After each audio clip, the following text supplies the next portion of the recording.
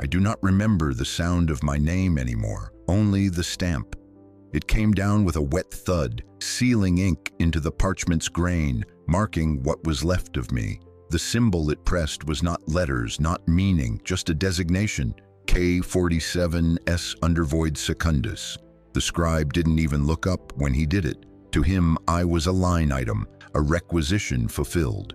The bell above the hab gate ticked once, hollow and precise. Somewhere behind it, machinery coughed to life, dragging my body from the underhive's warmth into the cold of service. A designation is simpler to bury than a man. The angels came through smoke and vox sirens, not the angels from catechisms, the ones painted with white wings and soft faces, but the ones that make children bite their tongues to keep from screaming. Their armor burned gold under the flicker of the industrial lamps, storm bright and merciless. The light caught every dent, every seal. It was not decoration, it was warning. They said nothing. When the door to our hab block burst inward, the air tasted of copper and ozone. A roar of hydraulics followed by the hiss of pistons. A single figure filled the corridor. Behind him marched others, red sigils glowing like molten wax across their chest plates. A scribe walked among them, robes dragging the grime. His eyes were replaced by augmetic lenses that clicked with every line he read. He held a mech abacus in one hand, its counterbeads whispering like rain. Each time it clicked, a life was marked. Sector 12 Sub-Alpha, he droned, population extraction 30 units. His voice was devoid of judgment, only precision. We, the ones still breathing, were those units. I remember the smell of the place more than the screams. Rust, sweat, the sharp ammonia of the reclaimer pits below. When one of the older gangers raised a weapon, the angel's bolter spoke once. The man ceased to exist, replaced by red mist and heat. No one else resisted. Resistance was inefficient. They herded us into the street, 30 of us stripped of color and clan. The scribe's abacus clicked again. 30. The air outside was thick with ash. The night carried no stars, only the flares of industry. I glanced back at the towers where I had fought, stolen, killed, and laughed. They leaned like broken teeth toward the sky, a sky I had never truly seen. A home of iron and smoke devoured in a single breath by the golden giants who now called it resource allocation. That was the night I learned the truth. In the Imperium, abduction wears the mask of administration. The transport was a slab of iron given motive by faith and fuel. Inside it smelled of oil, metal, and disinfectant, the trinity of the machine god.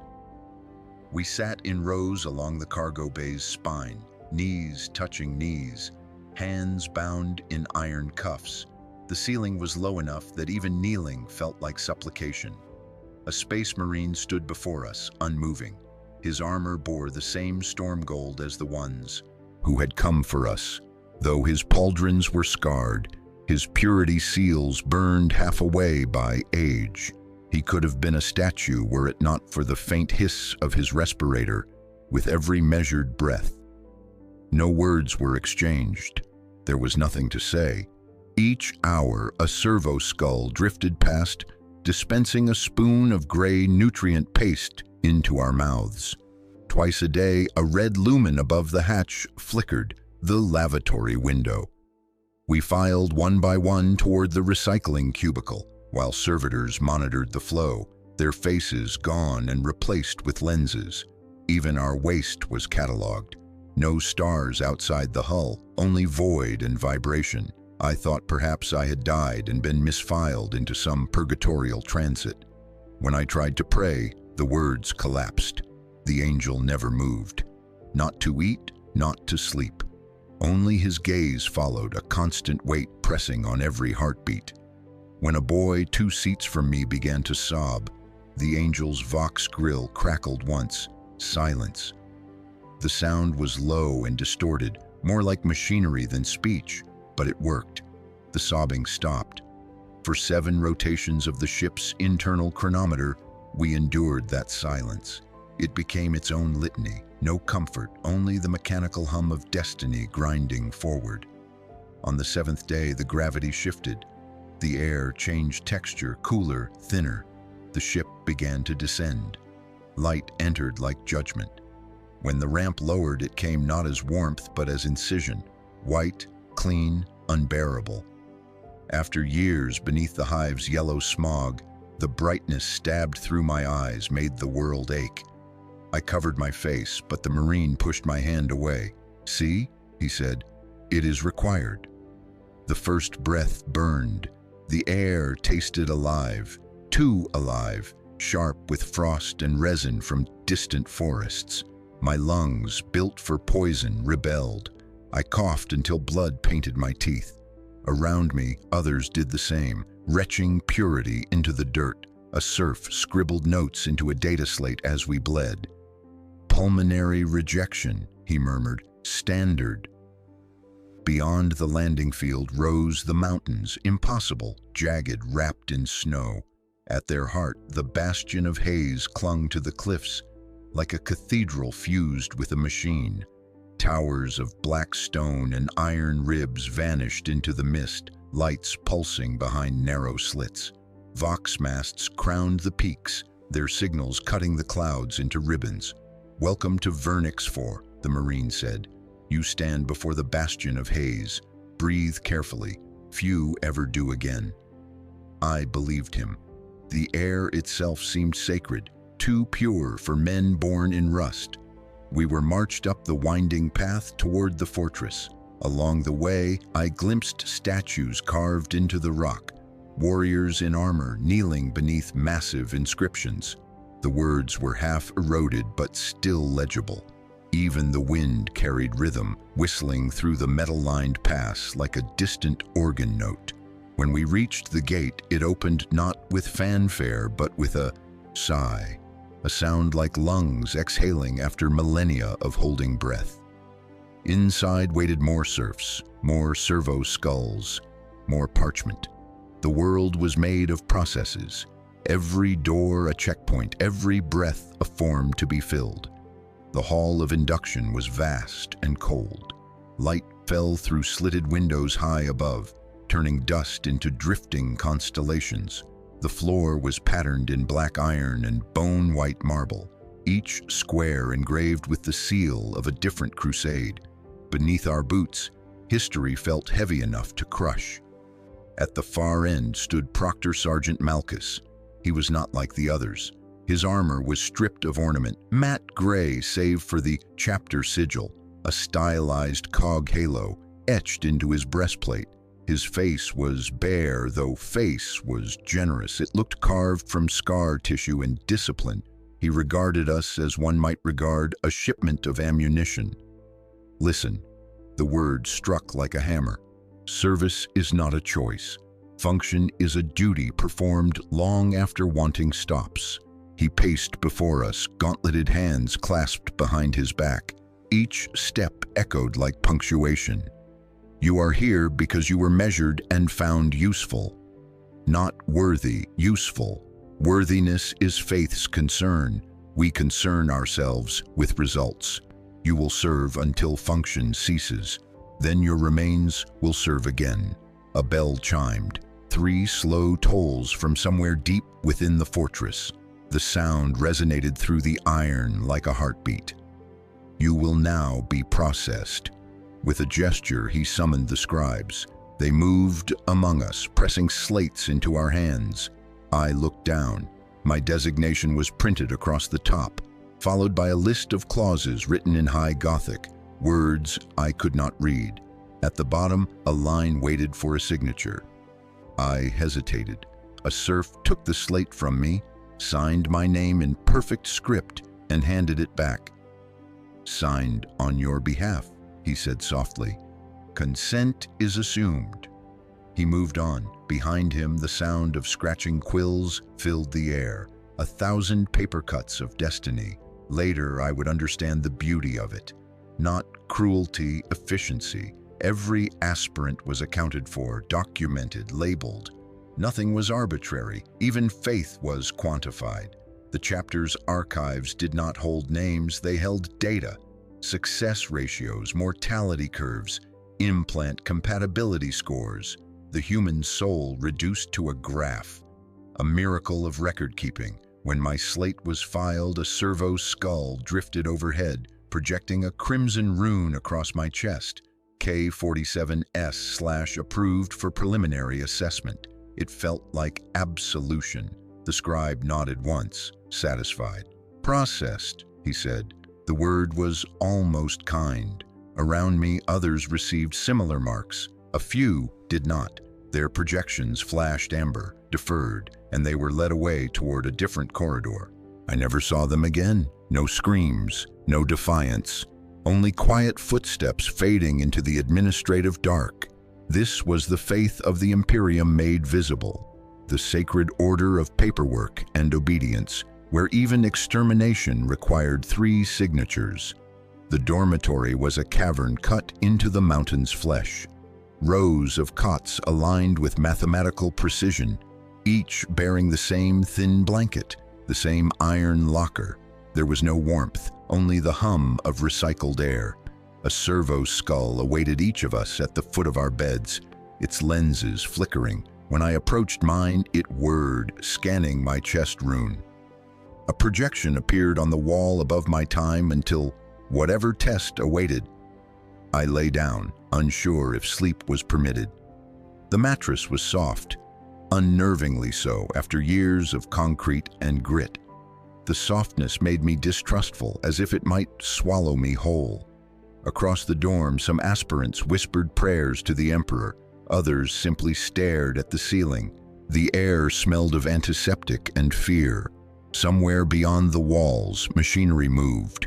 Massive pistons or elevators deep within the bastion's bones. The sound rose and fell like breath, mechanical and eternal. When the lights dimmed, the servo skulls folded their limbs, hovering motionless. Only their eyes glowed, a constellation of red dots keeping vigil. I thought then of the hive, of its endless noise. Down there, silence was death. Up here, silence was expectation. I turned toward the projection on my wall. The numbers ticked downward with perfect rhythm. Each second a heartbeat shaved away. Sleep came eventually, heavy and dreamless. In the dark, I imagined the mountain breathing around us, inhaling our futures, exhaling ghosts. When I woke, the first thing I saw was the rune counting down. The red glow painted my hands, my face, the gray blanket, a silent reminder that time belonged to the chapter now. Every breath was on lease. From the dorm's loudspeakers, a voice recited the morning invocation in perfect mechanical monotone. Measure twice, waste nothing, fail only once. I whispered the words back without meaning to. They tasted like iron. I remembered the proctor's face, the absence of contempt in it, the way he spoke of service as arithmetic. Perhaps he was right. The Emperor's will required order, not love. Somewhere in the distance, a bell ticked once, the same note that had followed the stamp on my slate. The sound threaded through the corridors, through the air, through me. I understood then that the hive had been a mercy, chaotic but human. Here, everything was immaculate, rational, divine, and in that perfection, no place remained for the accidents called people. We were not chosen, we were measured, and the measure had only begun. They woke us with light that did not warm, white, surgical, the kind that prefers truth to comfort. Our servo skulls chirped once in unison, and the red digits above each cot rolled to 0 as if an hourglass had reached the end of its patience. I repeated it with the others. It tasted like iron filings on my tongue. We entered the chamber by files of 10, bare feet whispering across tile that looked scrubbed of history. White walls, drainage seams, racks of devices with names carved in a script that was older than anything I had ever believed in. The air smelled of distilled water, alcohol, oil. The machine's trinity. A pathogene seraph awaited us with 2 robed assistants and a flock of servo quills. He had no hair at all, only smooth skin mapped by fine surgical scars, as if a cartographer had tried to tattoo the roots of past wounds. Where his left eye should have been, a crimson lens turned and narrowed with insect patience. "Remove," he said. Not a command so much as a calibration.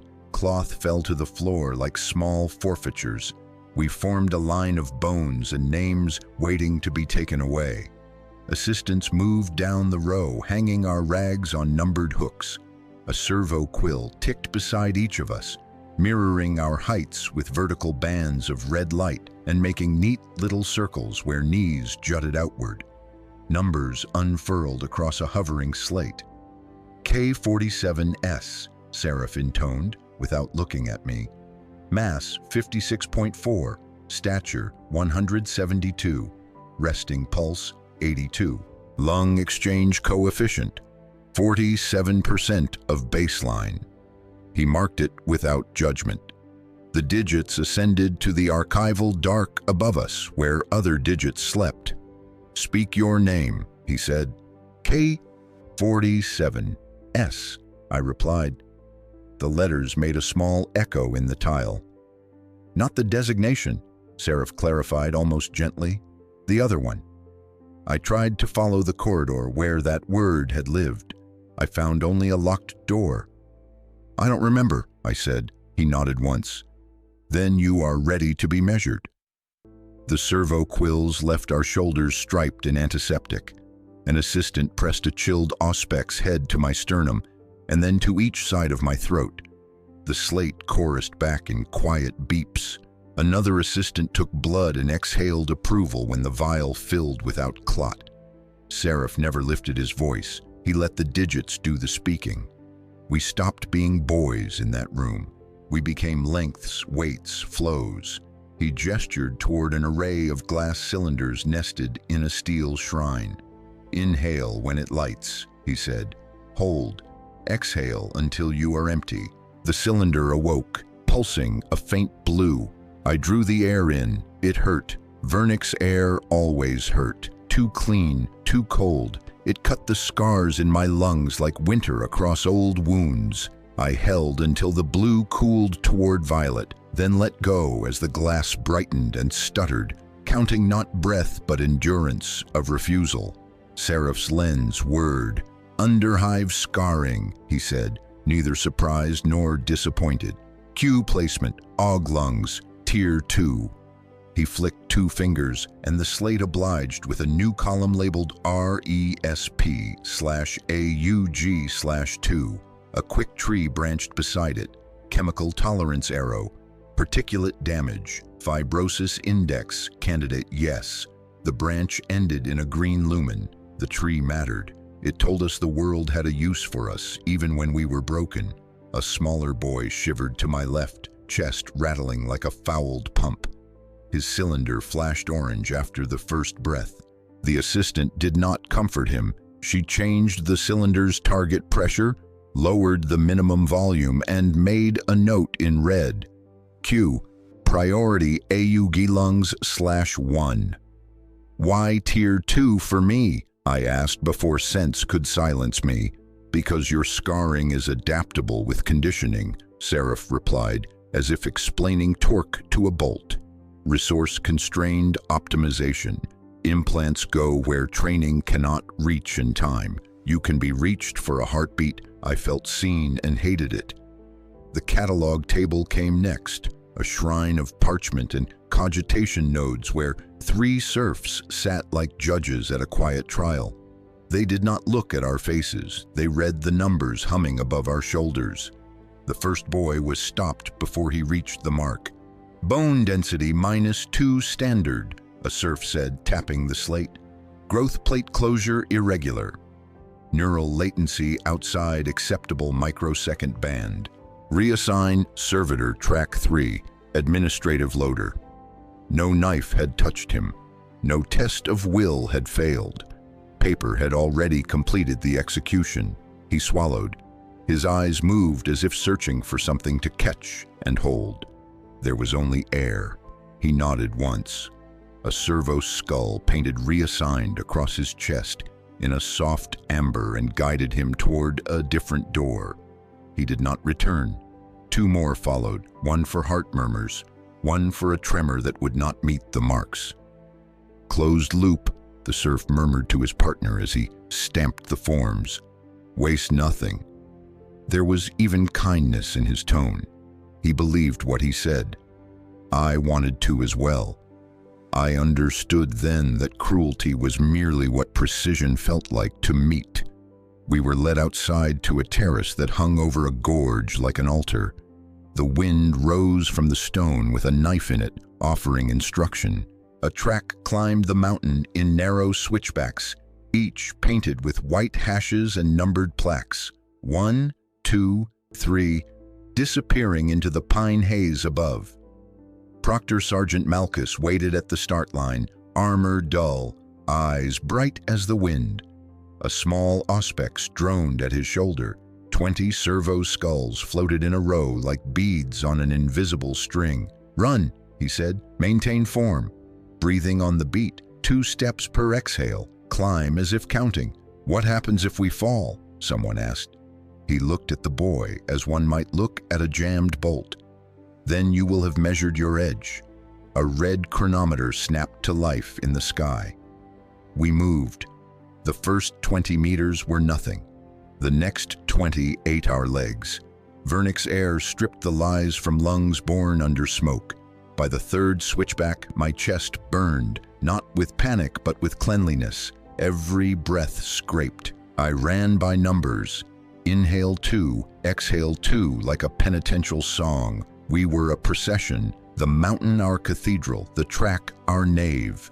Servo skulls, overseen by tech acolytes, kept station beside us, tasting our breath, reading the bloom of lactic acid in our blood through the thin skin at the elbow.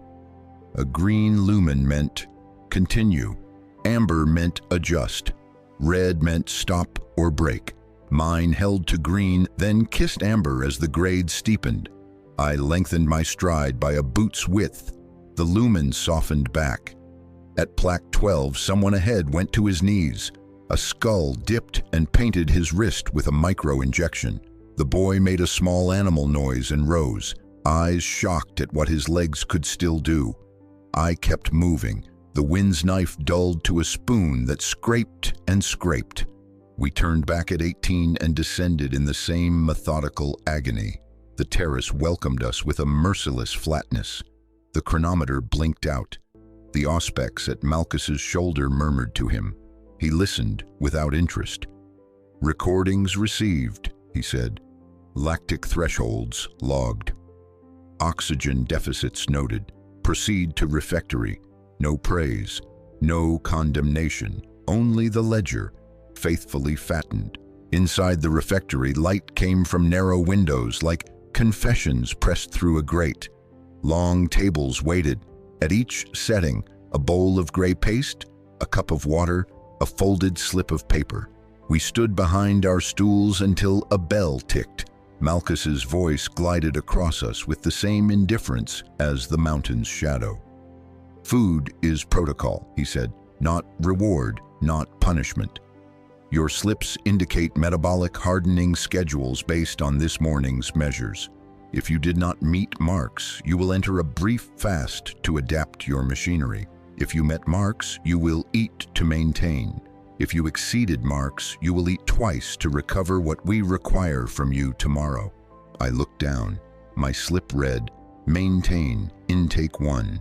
The boy beside me had Adept Fast 1. His hands shook fractionally, whether from cold or from the word fast, I could not say. "Fail fast," Malchus continued, almost pious. "We remove error early so it does not haunt us when it matters. You are not being punished. You are being calibrated." We sat. Those with intake ate in silence, spoons scraping ceramic. Those with fast folded their hands beside empty bowls and stared at the grain of the table as if it might offer flavor. A serf walked the aisle, checking slips, removing bowls without malice from those who wavered. Every piece returned to the machine. My paste tasted of salt and metal and the faintest ghost of something that might once have been grain. It went down without resistance. I realized with a small shame that something in me loved the order of it. Arrive, measure, justify, consume. No prayer of thanks was required. The numbers had already been prayed. When we rose, the empties were stacked in perfect columns. A novice rang a small bell, tick, and the columns rolled into a slot and were gone. No waste left a shadow. We were granted 1 minute in the corridor before the next door opened. A mercy shaped like a delay.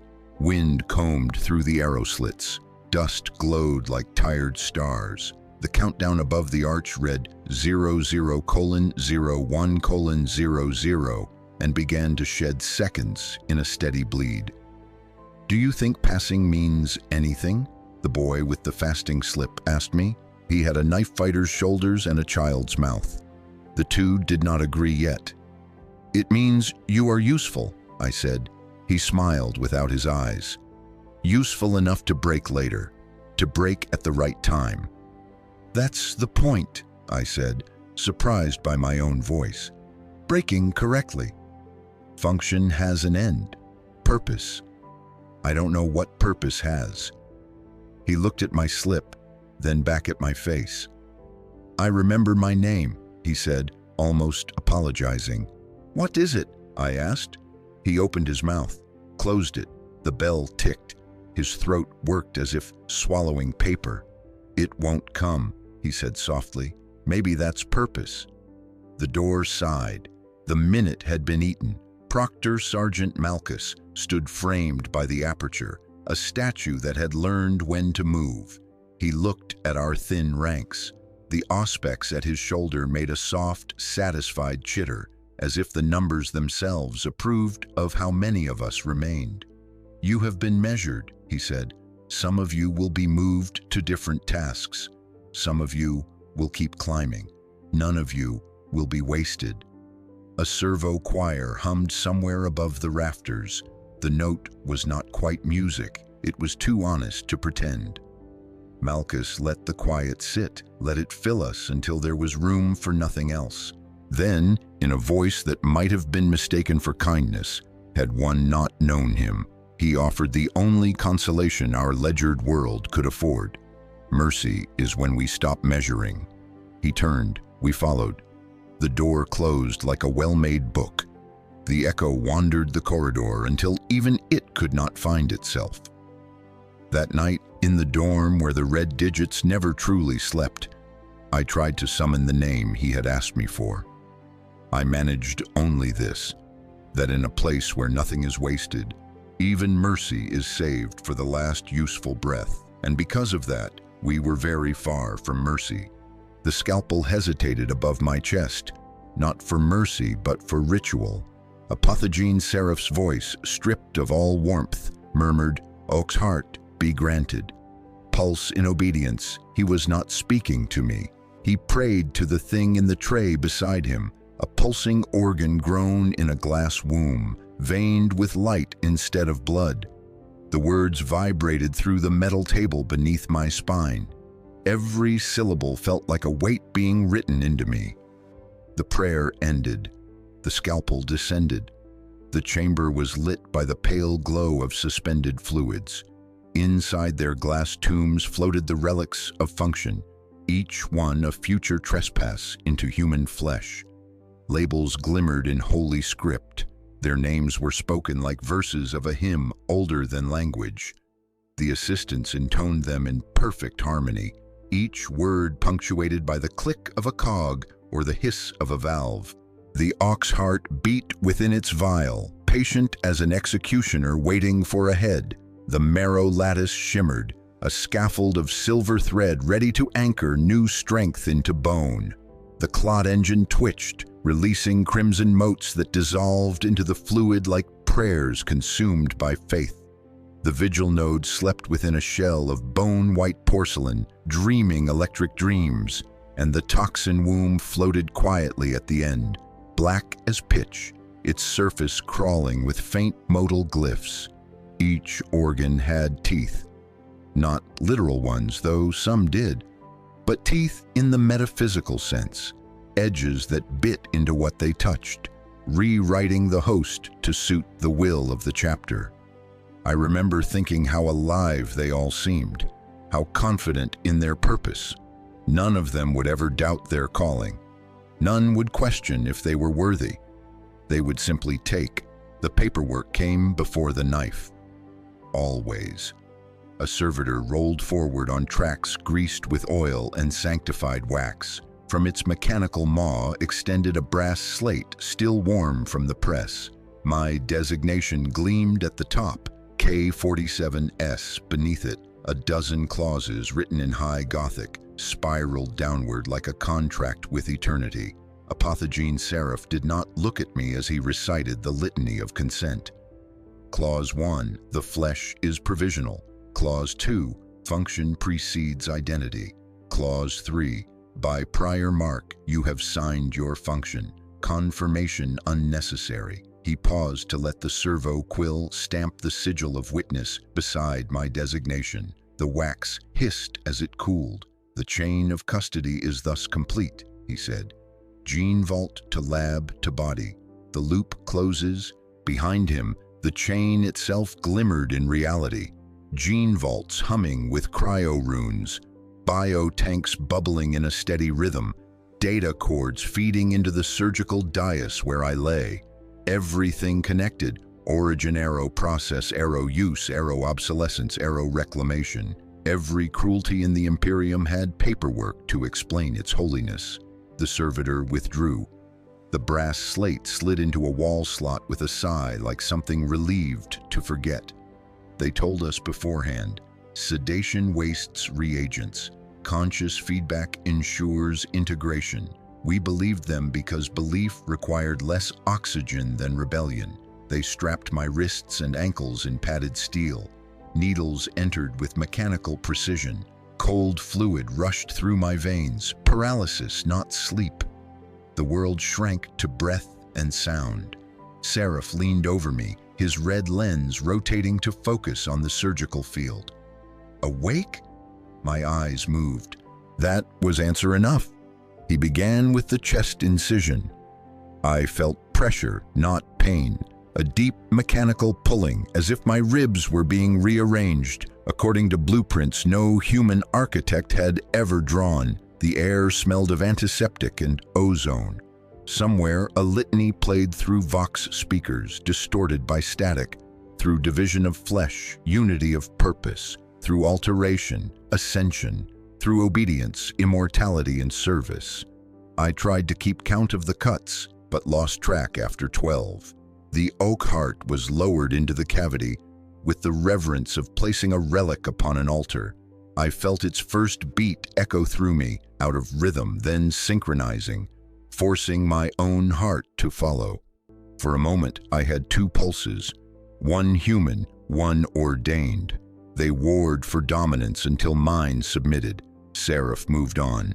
A needle burrowed into my hip bone. The marrow lattice unfurled like wiregrass through soil, filling the cavities with metallic bloom. Then the clot engine, pain like molten glass, spreading under the ribs, sealing what it touched, even as it tore new paths. Each gift spoke its own language of agony.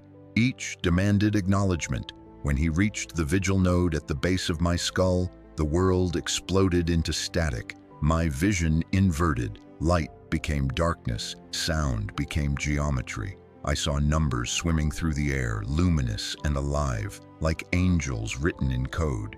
Then the vigil node bit down and I was forced back into my body.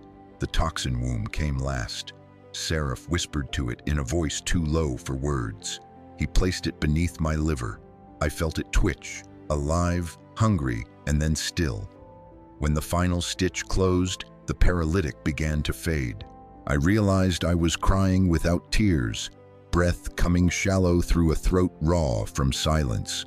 Seraph pressed a rune on his console. A green lumen blinked once, twice, steady. Integration begun, he said. They kept us in the recovery hall, an echoing chamber lined with glass beds like coffins.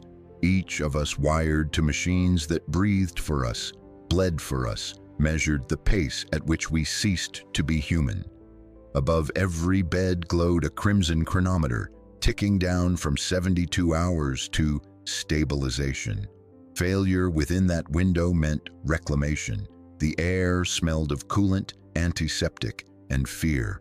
Across the wall, a board displayed our metrics: oxygen saturation, neural feedback, blood viscosity, auxiliary heart synchronization. The apothegines called it the choir. When one metric spiked or fell, the corresponding line sang, a thin mechanical tone that rose or broke according to our survival. A boy 2 beds down flatlined within the first hour.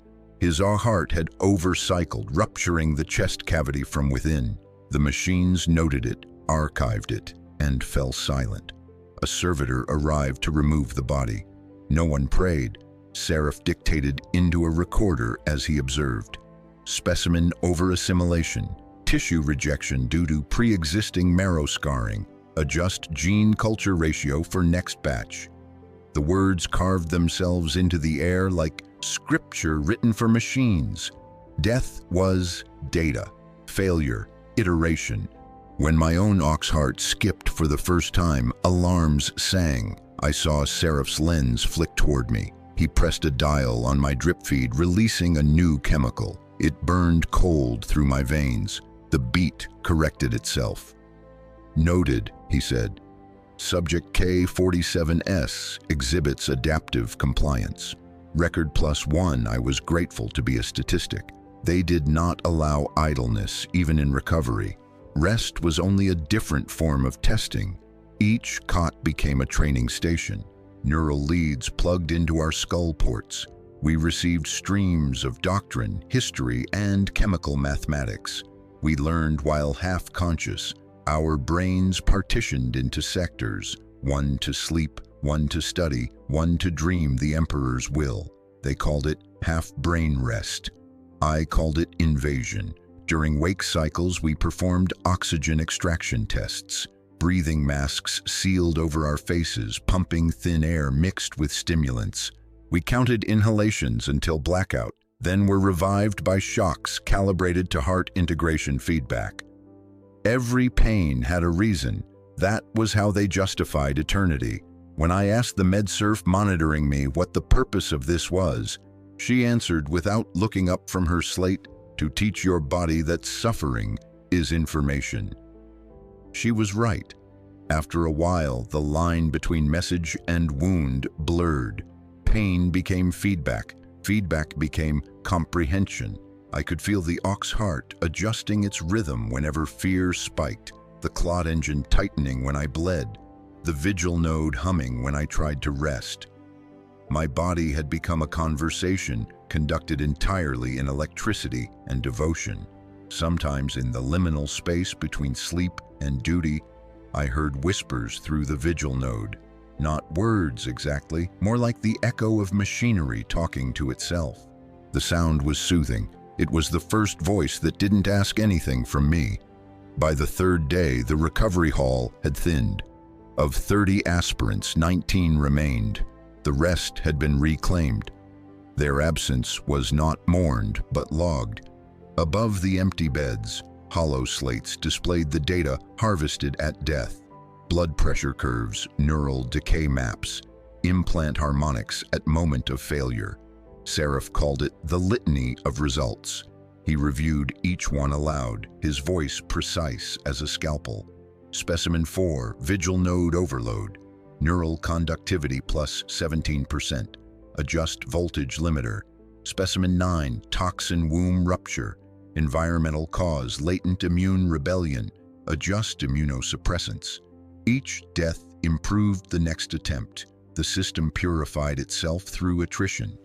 Acolyte Rose, one of Seraph's assistants, whispered to him during a pause. "Does it trouble you, Master, that the Emperor receives so many imperfect vessels?" Seraph looked up from his slate. "Perfection is not the Emperor's gift," he said. "It is our offering to him." Rose bowed his head, chastened.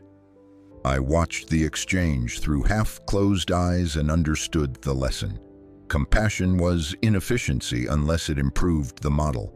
That night, the data boards dimmed one by one as the apothegenes left for their rest cycle. The remaining lumens traced our pulses across the dark.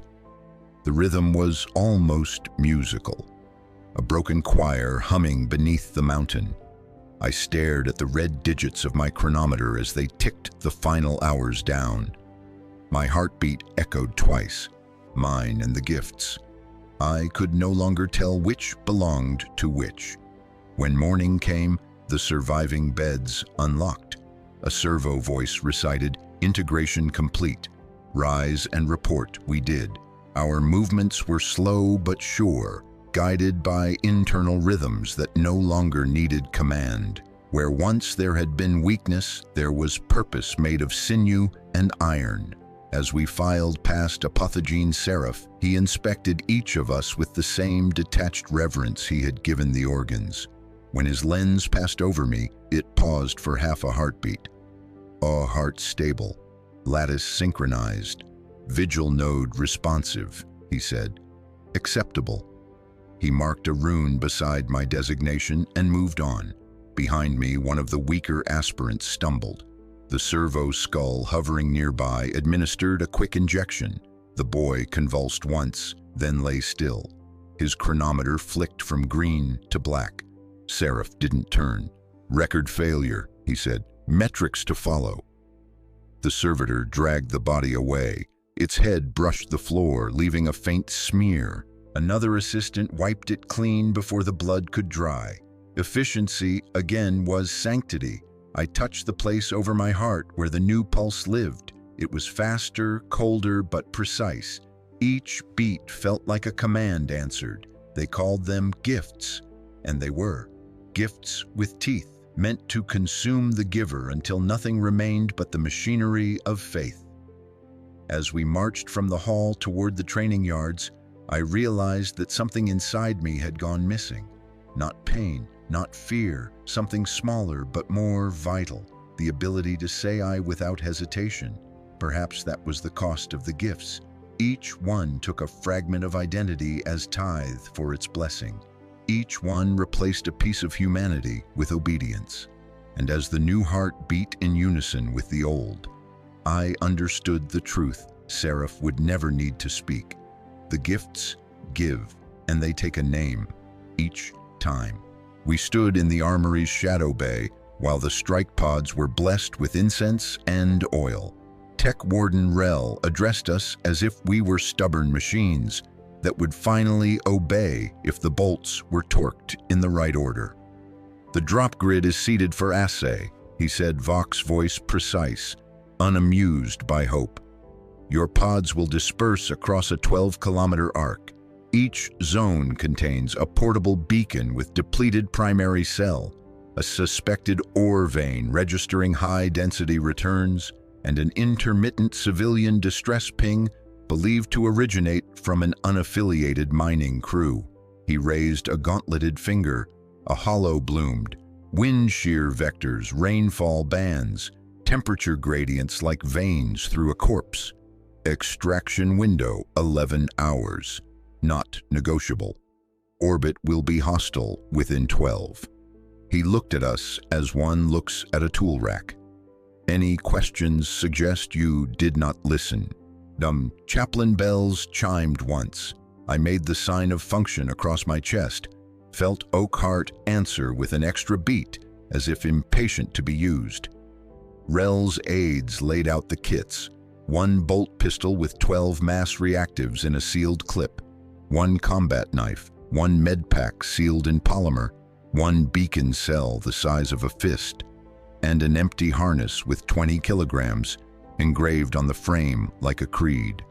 The slate docked to the harness with a soft, magnetic click. "Understand constraints," Rel intoned.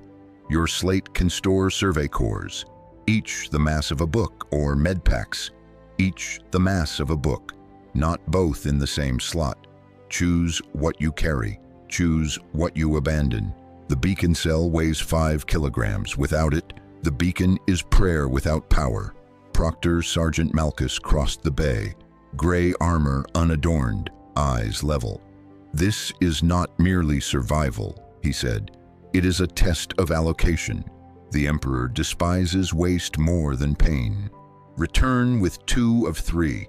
His gaze cut through us until it found my face. "Write your decision into your bones." I nodded. My vigil node hummed like a hive of quiet bees. Atmospheric entry tore the world from me. The pod screamed its litanies. Heat coated the hull like liquid judgment.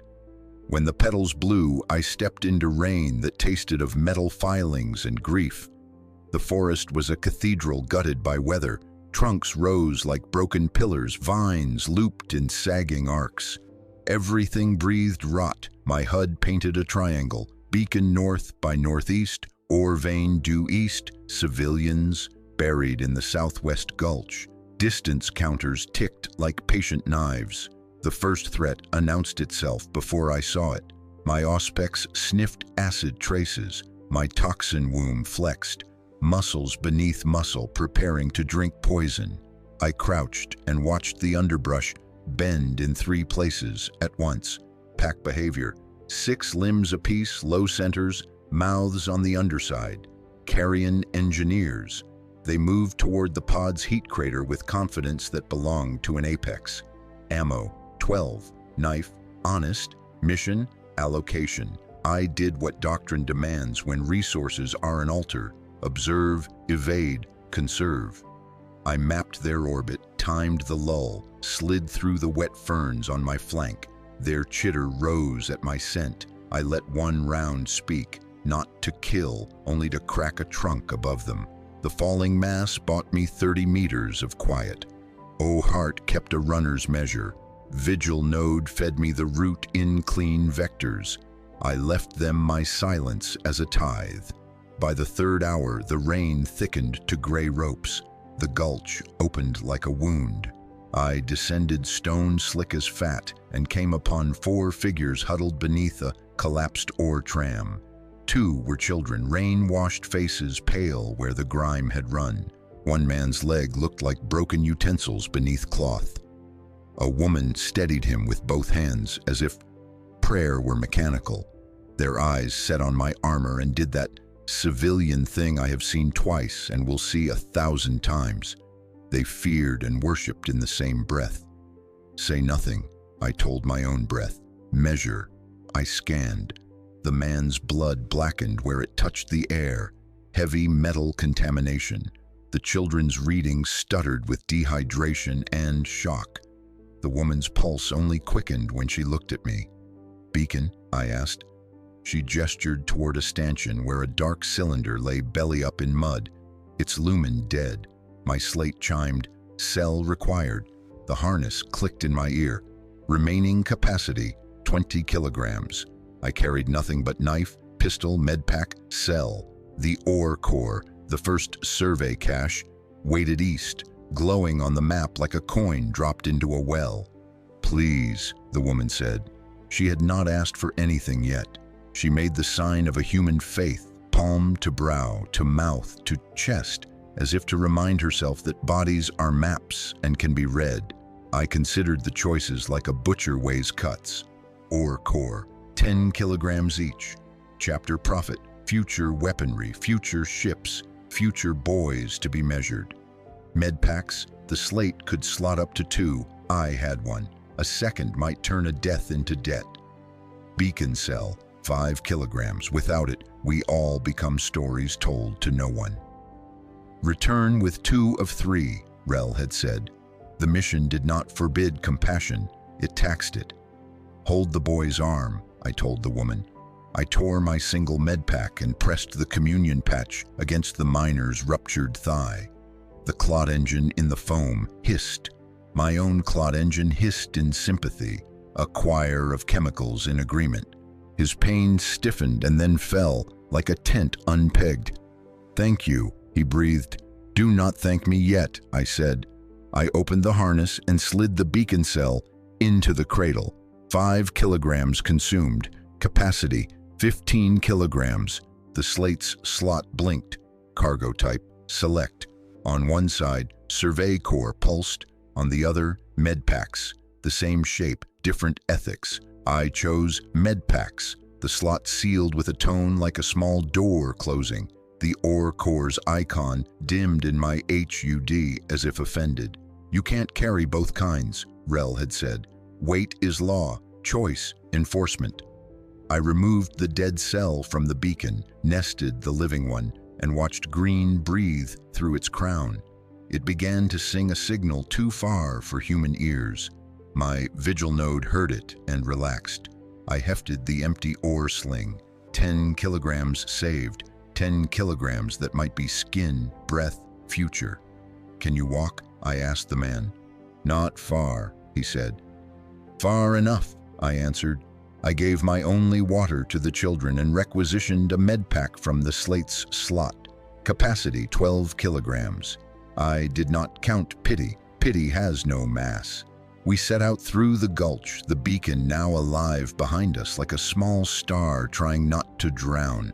The weather hardened from rain to fall, droplets so fine they hung like ash and tasted of battery acid. My toxin womb unfolded a slow fist beneath my ribs, their filters thickening my blood just enough to cheat the world's chemistry. The civilians coughed blood-threaded spittle. I broke the medpack into thirds and hung portions beneath their chins like pilgrim tags. Their coughs dulled to the sound of paper torn carefully. We moved in intervals, 20 steps, pause, 20 steps, pause. Every pause I watched the tree line for the six-legged ones. Sometimes I saw nothing and still fired a single round into a hollow because narrative is a luxury and probability is a knife. Rounds remaining, 10. At a rock throat where the gulch narrowed, the pack found us. 3 slid from the ferns, slick as wet tools. They hated heat.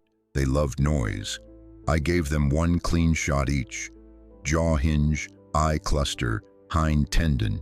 Spent 3 truths in exchange for passage. Rounds 7. Knife stayed honorable, stayed sheathed. There would be a place for it later. We climbed. The children counted the steps aloud because counting defies panic. The woman carried the beacon pole as if it were a pennant, and for the first time in weeks, I thought of banners. I thought of what Tauren— no, that is another man, another chapter. I have no right to his name. What a sergeant once told me, a standard is not cloth. It is the direction the heart faces when it breaks. By the 7th hour, the rain turned caustic enough to raise blisters where it found seams. The woman's cheeks freckled red. I stepped between her and the wind. It wasted nothing and helped less. The vigil node dripped waypoints into my vision like slow scripture.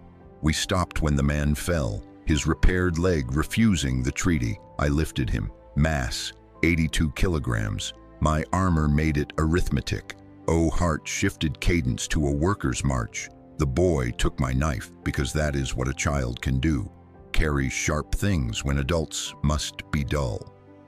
We moved again and the rain grew clearer, then thinner, then merely cruel. The last ridge broke and the plateau showed itself. Bare rock scratched by old landers, wind cutting clean lines across the surface. The beacon's fan of light met the sky like 2 blades trying to remember how to scissor. The gunship was already there, belly open, rotors chewing the rain to fog. Zero ceremony, all appetite. We entered the circle of its downwash. A flight surf reached for the civilians, slid them aboard with the same secular tenderness he gives to shells and sacred oils. I stepped last, boots loud on the ramp, and felt the gunship's deck answer with a familiar hum, kin recognizing kin. I understand, I replied. He gave the faintest fraction of a nod, the kind that only exists in a world where affirmation is costly, and left. The word logged followed him down the ramp like a dog that knows only one trick and performs it perfectly. I stood alone in the gunship's quiet and felt the Oxheart's rhythm settle back into mine, not joining it, absorbing it. I knew then that the ore vein would be cored by someone else, another day, with a different weight on their harness, and a different arithmetic in their chest. The Imperium always gets its ore. It is never done counting.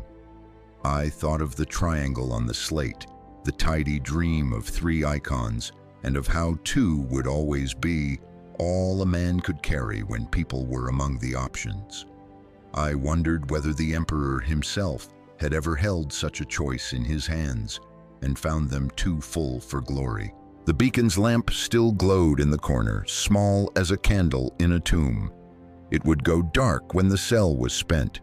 Perhaps that was its lesson. In a ledgered universe, light weighs something, and so does the act of choosing where to set it down.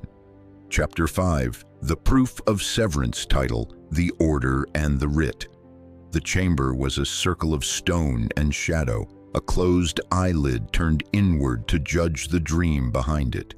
Statues of unknown heroes ringed the walls, figures without names, features smoothed by incense smoke and time, their laurels unreadable. A censer swung from a chain at the dome's apex, counting slow arcs through the air. With each pass, it left the seals were thick as a thumb and impressed with the chapter's cog halo. The wax had not yet known heat. A soft servo choir held one note, no melody, only pressure. The floor beneath my boots gave back the faintest vibration, as if the mountain itself were listening. Chaplain Mordain stepped forward. His skull helm was on the plinth, its eye sockets watching even while it slept. He wore a face more austere than bone, scarred skin and a mouth accustomed to verdicts.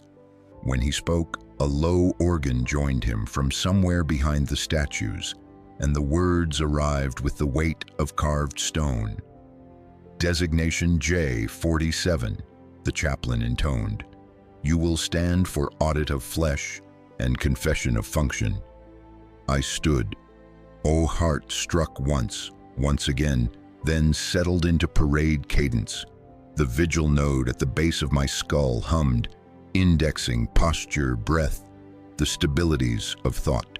Mordain unfurled a slate. The parchment beneath his thumb crackled like dry snow. He read my mortal history, not as story but as ledger. Born under Hive Secundus, segmentum pacificus, height at intake 172, mass 56.4, lung exchange 47% of baseline, known affiliations, blood scorpions, sub-alpha triad. His voice did not curl around the words. It measured them. Recorded acts, territorial violence, theft for caloric acquisition, assassination of rival ganger V. Designation incomplete. Cleansed upon intake, the statues watched. The censor drew its arc. I stood and let my past become a set of numbers that did not belong to me any longer. Mordain's eyes lifted from the slate. Integration, ox heart, stable, marrow lattice, harmonic, vigil node responsive, toxin womb, tested and obedient.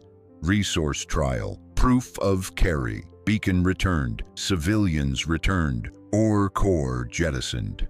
His gaze did not accuse, it collated. All this is recorded in the Book of Teeth. Does the subject contradict the book? No, I said. Then the rite proceeds. An acolyte stepped from shadow, palms outstretched, and presented the sealed order. Mordain warmed a stamp in the censer's coal until it sweated resin. Wax softened. The scroll loosed with a sigh, like a gate that knew its duty and hated it correctly. The chaplain read, by ordinance of Lex Ferrata, and on warrant from the Office of Tactical Rectitude, you will execute designate K-47 for treason. He did not look at my face while he said it. Eyes stayed on the text. Mouth stayed with the law. The organ swelled a fraction. My name, my discarded name, arrived like a misfiled echo. For a second, the vigil node stuttered, buffer overrun. Then it forced the error into a quiet place. Clarification, I said. K-47 is mine. Mordain gestured. The acolyte brought a smaller slate and held it where I could see. The rune glowed in red. K47/Vernix Census Civilian. Not my prefix, not my suffix. The same body of letters, another spine. I recognized the data signature bound to it, the faint, unimportant rhythm of a miner's pulse I had carried on my harness through storm. The man whose leg patch had hissed like a small engine finding itself. Designation collision, Mordain said, a trace of disdain for language's clumsiness. Civilian K47, charge, collaboration with raiders. The bolt pistol waited on the lectern. The seal ribbon hung like a tongue, red and patient. The acolyte presented the evidence block, thin parchment bound around a glass cogitator bead. Inside the bead, lines of light crawled like ants seeking a seam. Anomaly flagged, Mordain recited. The miner carried unauthorized Vox hardware, near band with raid signatures Raider comms. He is thus collaborator. The muscle beneath my left eye tried to answer. The vigil node counseled stillness. Raider comms, yes. We had passed wreckage in the gulch, an old Raider set, dense like teeth. The woman had lifted it with both hands as if it weighed her own breath. To call for help. She had said nothing. Words were expensive under rain. The Emperor loves truth, Mordain said. It sounded like he was trying the claim on for size. So does the machine. In my body, the gifts spoke in their small idioms. O heart keeping court, clot engine sealing where anger might tear, toxin womb filing the air for poison that was not there. He lowered the scroll and at last looked at me, not through me.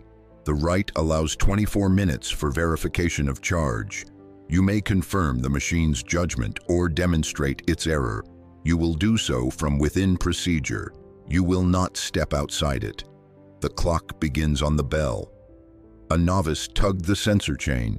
The sensor struck its hook with a chime like a pin tapped on glass. A red chronometer seeded into the air. 002400. It began to bleed itself away without hurry. Evidence repository, Mordain said, and the acolyte opened a cabinet in the lectern's flank.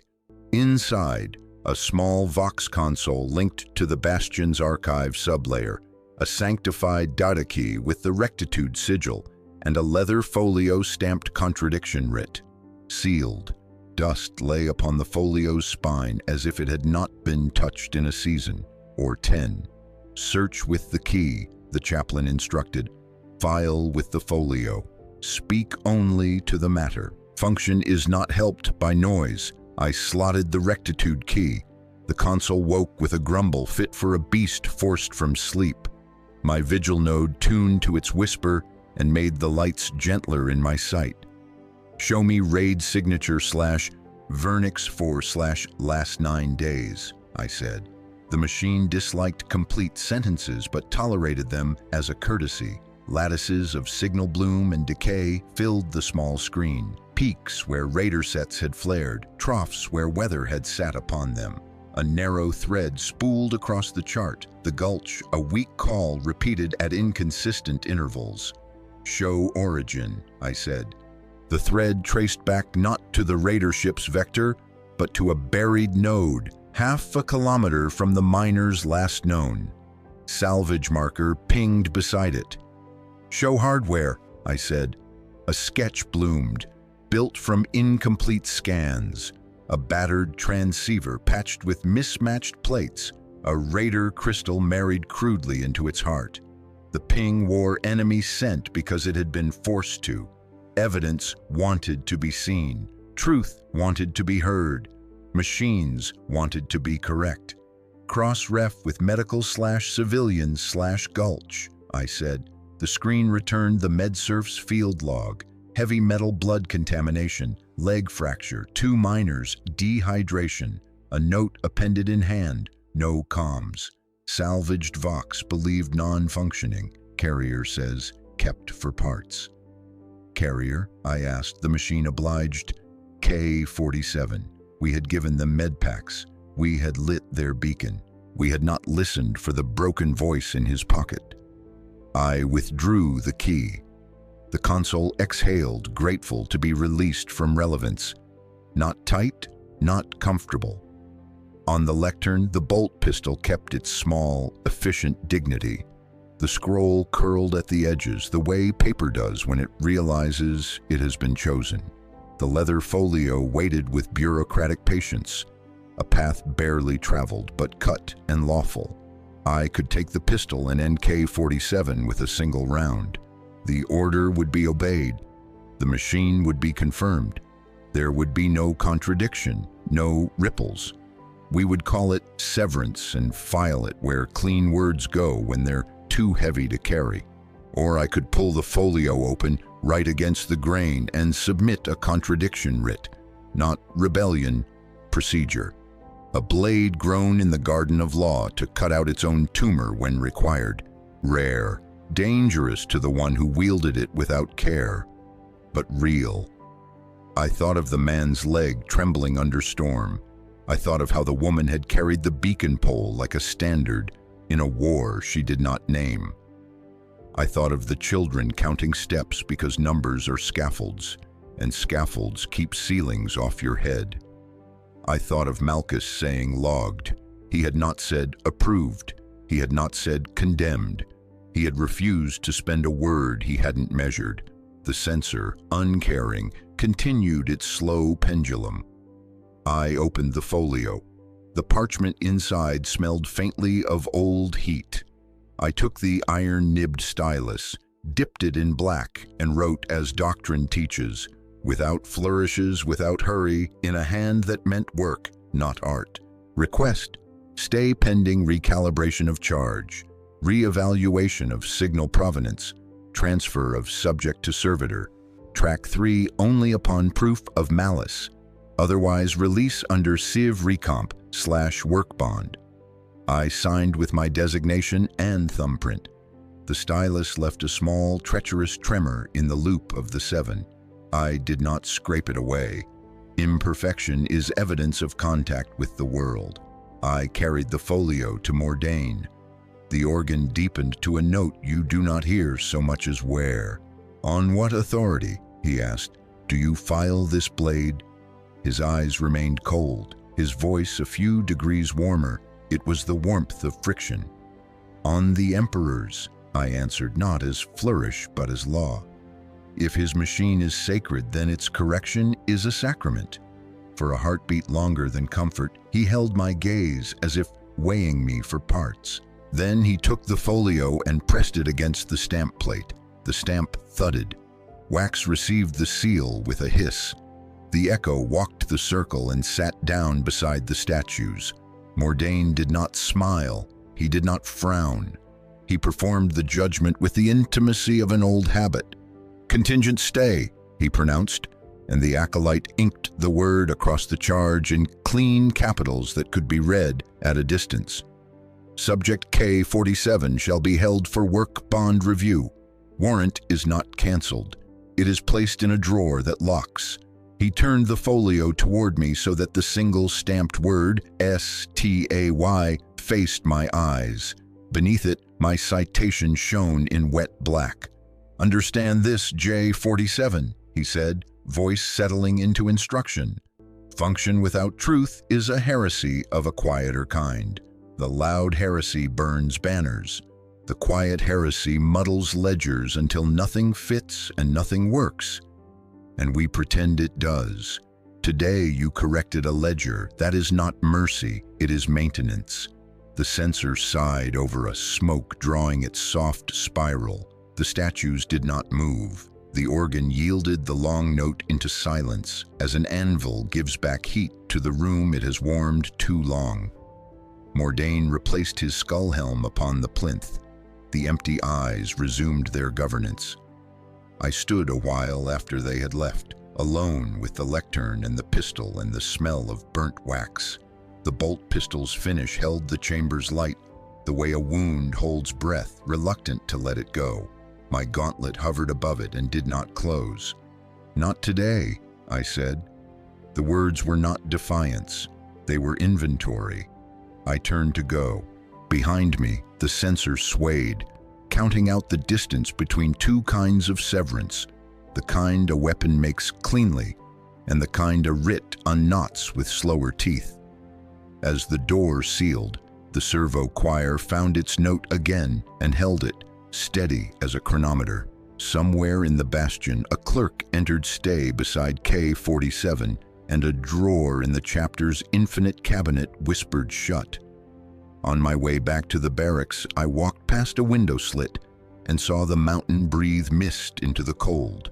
The world below us was all lines and ledgers, and I could not tell whether I had just spared a man or merely moved him to a column where mercy is charged by the hour. Either way, the pistol remained on the lectern, and the scroll lay quiet under the stamp. The weight I carried out was not iron. It was the knowledge that even in a temple made of numbers, there still exists a small desk with a dusty form that can be filled in black ink, and sometimes that is all that stands between a man and the machine learning the wrong lesson forever. The armor received me like a verdict. The black interface mesh gripped my skin with a chill that remembered morgues. Contact studs aligned along the spine and drank my nerves one by one. Tech serfs moved in practiced orbits, quiet, exact, offering up plates as if they were sacraments. Each ceramite segment came with a whisper of blessed oil and the faint sting of incense and ozone. Gorget, cuirass, pauldrons, vambraces, greaves. The names landed with the weight of oaths. Confirm coupling, intoned the artificer. I exhaled. The mesh pulsed once. The suit answered with a hymn of locks. Seal integrity, green. The HUD bloomed alive. Temperature gradients, pressure lines, squad pips like cold stars. Ammunition tally rendered as a rosary of white beads. O heart synced to the suit's internal chronometer. Vigil node unfurled overlays in orderly white. Ingress route, alpha, kill box. 2. Breach points. 3. The world became a geometry that trusted me enough to tell me where to stand and when to break. Function check, said Sergeant Tyranids, voice carried through the channel like a gloved hand. Weapons hot, safety doctrine. A dozen bolt clacks answered, short, devout sounds. My own bolter settled into the mag lock on my chest and then into my fist. It felt less like a tool and more like a long argument I had been born to finish.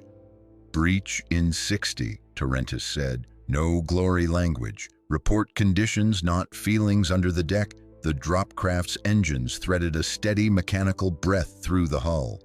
The prayer bell in the bay ticked once. The smallest stroke, the kind that reminds you, clocks are patience wearing a face.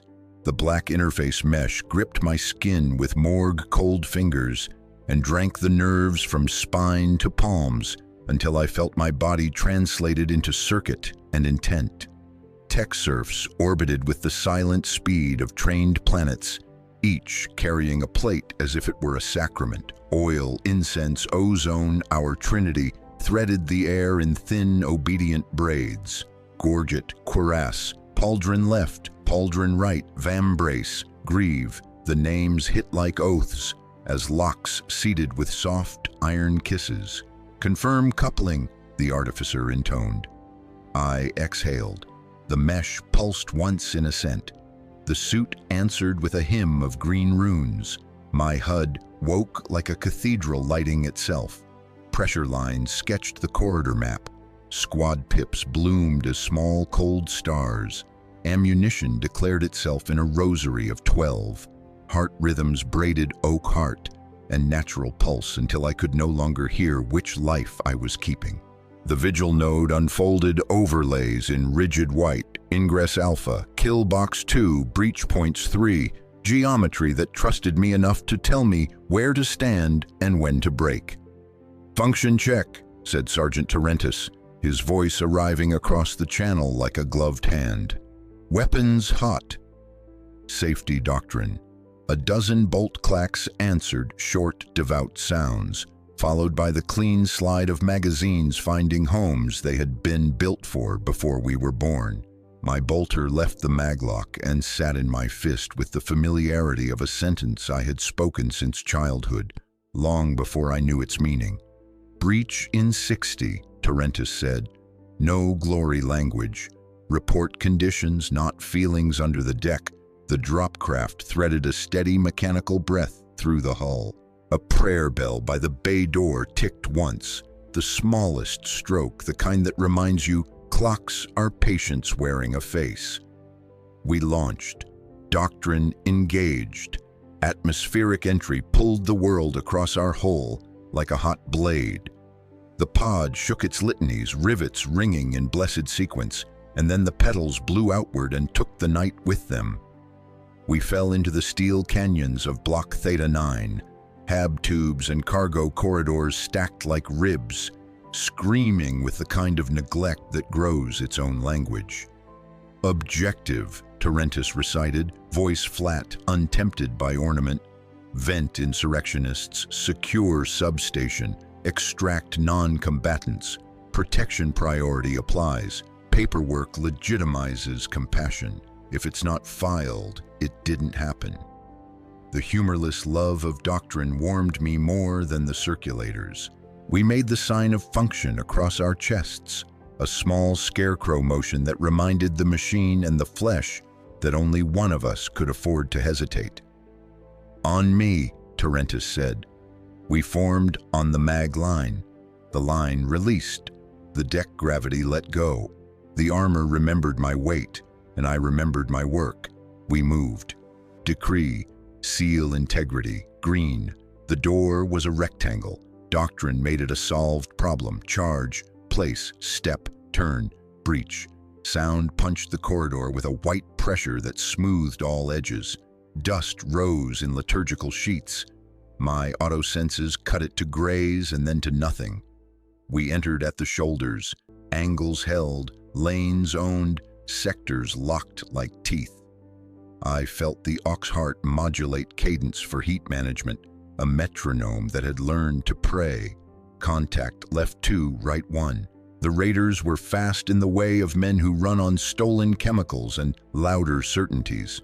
Their first shot stitched the bulkhead above my helm and carved nothing that mattered. "Left 2, I reported. "Suppress right." We wrote them out of the room with doctrine-correct violence. 2 clean detonations turned bodies into absence. The third remained, poking a muzzle through the utility grate, wedded to cover, married to futility. Kest stepped in and used the butt of his bolter to rearrange the man's arithmetic. A helmet rang. The man slept. We permitted sleep. "Substation door," Tyranids said. The lock was a pre-heresy hinge with opinions. Breacher knelt.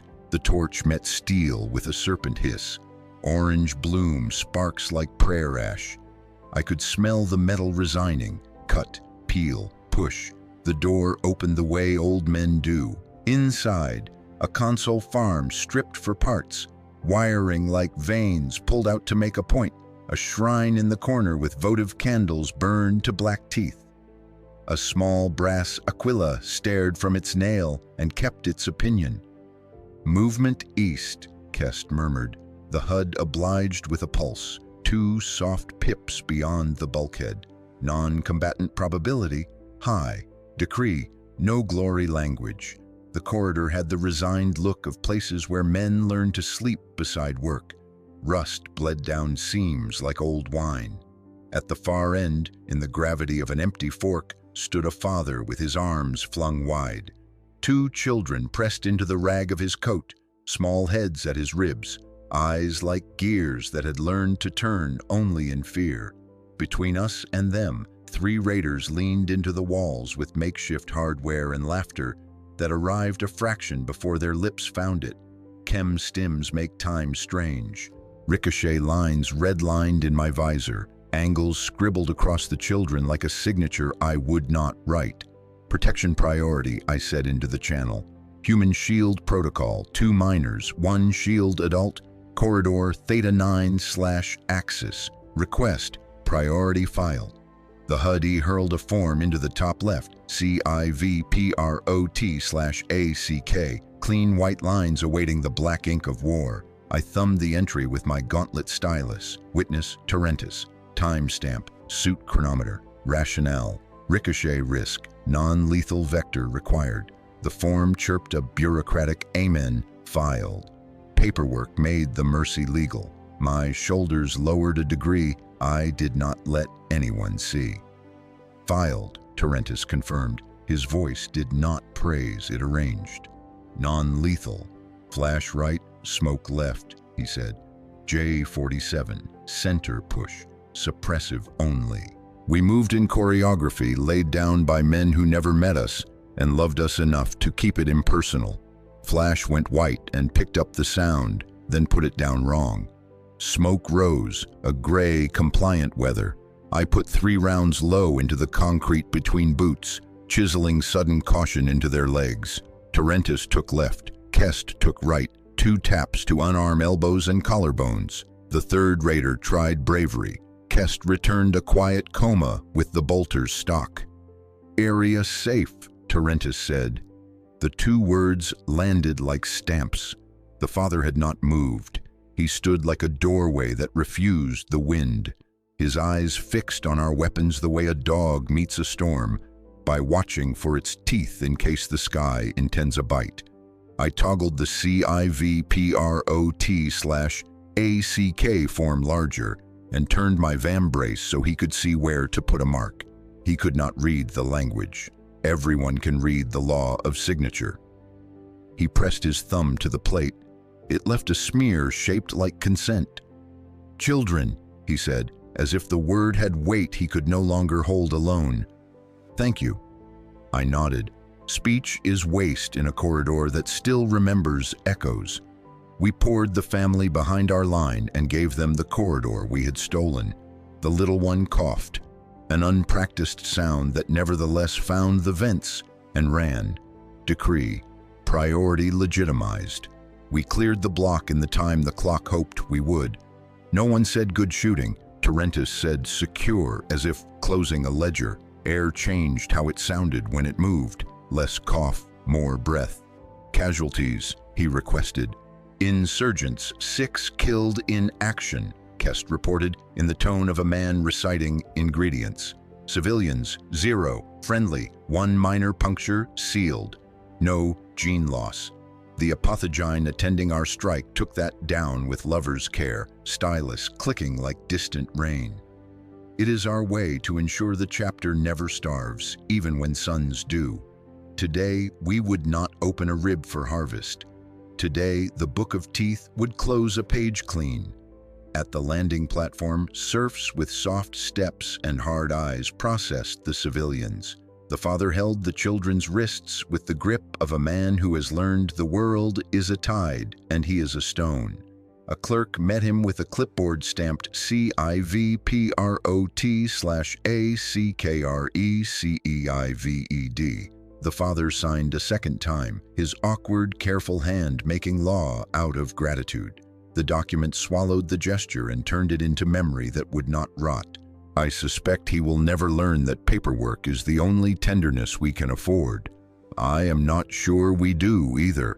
We extracted under a sky that had forgotten to be any color but iron. The gunship took us in with the patience of an old animal. When its ramp closed, the hab shrank to a map mark behind a wash of rain.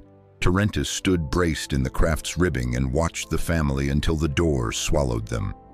Logged, he said. Not praise, not dismissal. A word that says kept. Decree. Gene recovery, none required. Back in the bay, armor unsealed with small, reluctant kisses. I set my bolter on the bench the way you set down a child you have nearly hurt, and I cleaned it until the smell of corridor left the metal and the smell of oil found it again. Tyranids joined me without any of the ceremony he wears in combat. He lifted the bolt carrier group into the light and watched the last of the dust drift away, like wrong math admitting correction. Function you can measure, he said, doing me the courtesy of looking at the weapon instead of my face. Purpose you can only witness. I didn't answer. The vigil node hummed like a moth at a window until silence agreed to be company. Today you filed the protection priority," he continued, tone of a man reviewing maintenance schedules. "You did not step outside the machine to do it. You used the machine. That difference is the line we walk until the line is all we are." He turned the bolt and let light crawl the lugs. "This will do exactly what you tell it for as long as your hands remain alive. What you cannot tell it is why. That remains yours." He set the bolt back into the carrier. "Clean it like confession," he said, and left before the words decided to be heavy. Decree, witness, don't adorn. My cell was stone that had learned to wait. 2 candles, a brass aquila, with the notch where some previous thumb had worried faith into metal, a dish of oil that remembered battles. I placed the bolter on the mat and cleaned it again, not because it needed it, but because ritual builds rooms inside a man where orders can't reach. The bastion hummed its soft mechanical breath through the walls, an old choir holding a low note. I sat with it until the hum and the Orks' heart were in time. Somewhere below, deep in a ward where civilians waited for processing, a child coughed. The sound reached my cell through vents and stone, in the way rain finds its own river. It was not loud. It was perfectly placed. The vigil node cataloged it. The Ork heart acknowledged it. The man inside both let it remain. I slid a slip beneath the shrine, CIVPROT/ACK filed, and signed it again, this time for no one who would ever audit it. The paper became a little white stone against the brass. It had the same mass as a promise. I tried to pray and found only numbers. I tried to count and found only breath. Sometimes these are the same. The shrine light shook once, air, candle's opinion, a hand I could not see, and steadied. The room remembered to be kind in the small ways it can. Decree, keep the cough. I am a weapon, that is true, but a weapon points somewhere. The machine trains the hand to be still. Doctrine makes the arm strong. Habit teaches the eye to find the dark that must be thinned. None of that names the where. Purpose is a direction carried quietly. Function filled the corridor with fragments and foam and the right kind of silence. Purpose filed a form in the middle of it and made the mercy legal. If my earlier writ taught me anything, it was that the machine has doors inside it that open toward the fragile when you knock with the correct clause. I will not break the machine to find those doors. I will learn its keys. The stronger I become, the smaller corridors will look to me. The smaller they look, the more I must remember a father holding out his arms to measure himself against a world the size of a factory and insisting with no language but posture that this much is mine to shield. A bolt is honest. A form is enduring. Between them there is room for a child's cough, to live another hour and another after that. If I must be a sentence written by other men, let me at least be the kind that ends between a child and a bullet. I am a weapon, but a weapon points somewhere. I will choose to face where the fragile stand. Decree, choose your bearing. In the corridor outside my cell, the prayer bell ticked once, sharp as a quill touching a ledger line. The HUD, asleep at the base of my skull, rolled its digits over soft as skin. A new mission nested on the channel and waited there, patient, while I finished signing a second time in a room that only needed one witness. I blew out one candle, the other I left burning. It is inefficient to let a thing consume itself when it has already given its light, but some lessons ask to be paid with glow. The bell ticked again. I rose. The armor remembered me. The corridor outside the cells smelled of machine oil, and rain brought in on boots. Red lumen strips beat out the same slow rhythm as the O-heart in my chest. Steady, obedient, endless. I walked toward the embarkation decks. The sound of my steps folded neatly into the hum of the bastion's veins. At the end of the hall stood Tyranids. He held his helm under one arm, the other wrapped around a data slate whose light gilded the scar. Down his cheek. Behind him, the drop craft waited. Ramp lowered, engines whispering in sleep. Like a beast waiting for a name to wake it. He did not greet me. He only asked, "Did you rest?" I listened. I said, "To what?" "The ducks." Someone coughed. A flicker of teeth that might have been a smile. "Good? Means you still here." He tapped the slate and passed it across. The screen read, in unbending script, designation J47, clearance active deployment mission file, null designate / redacted commanding officer, sergeant. Tyranids behavioral note, writ retention, tolerable. Beneath it, a single line for my mark. I pressed my thumb against the reader. The slate chimed, quiet as confession. Tyranids looked at the mark, then at me. "Do you remember the difference?" he asked.